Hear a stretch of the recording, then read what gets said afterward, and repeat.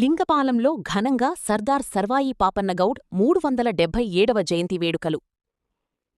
ఏలూరు జిల్లా లింగపాలెం మండలం లింగపాలెం గ్రామంలోని కొత్తపల్లి రోడ్డులో ఉన్న సర్దార్ సర్వాయి పాపన్నగౌడ్ విగ్రహం వద్ద ఆయన 377వ జయంతి వేడుకలను ఘనంగా నిర్వహించారు. ఈ సందర్భంగా గౌడ్ సంఘం నాయకులు, యువత, గ్రామ పెద్దలు, అభిమానులు సర్దార్ సర్వాయి పాపన్నగౌడ్ విగ్రహానికి పూలమాలలు వేసి ఘనంగా నివాళులర్పించారు.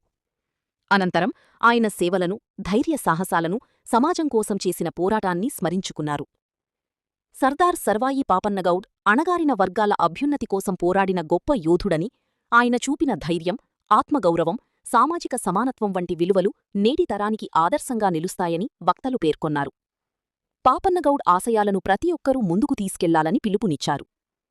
ఈ కార్యక్రమంలో గౌడ్ సంఘం నాయకులు, గ్రామస్థులు, యువకులు, మహిళలు, అభిమానులు తదితరులు పాల్గొని వేడుకలను విజయవంతం చేశారు.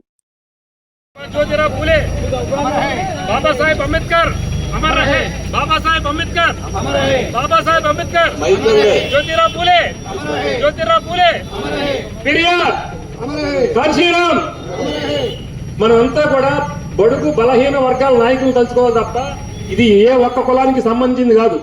మన బడుగు బలహీన వర్గాలంతా కూడా ఐకమత్యంతో పనిచేస్తే రేపొద్దున అధికారంలోకి మనం ఉంటాం.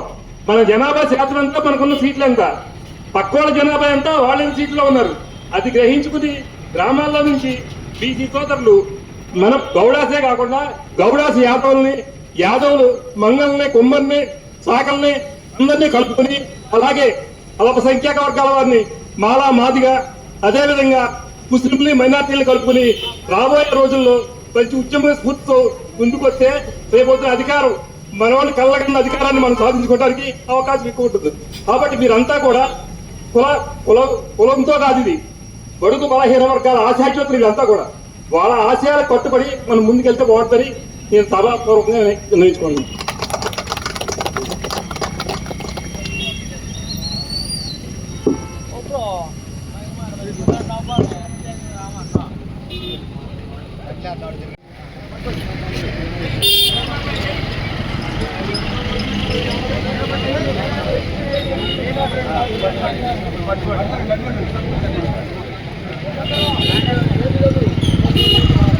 తర్వాత మఠంగూడ నుంచి పాలం చంద్ర గారు, పాలం దర్శనం గారు,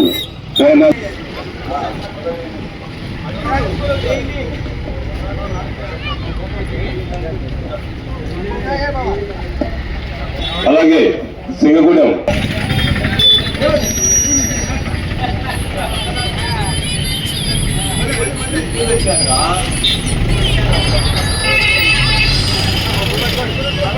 అలాగే కొత్తపల్లి నుంచి ముద్దు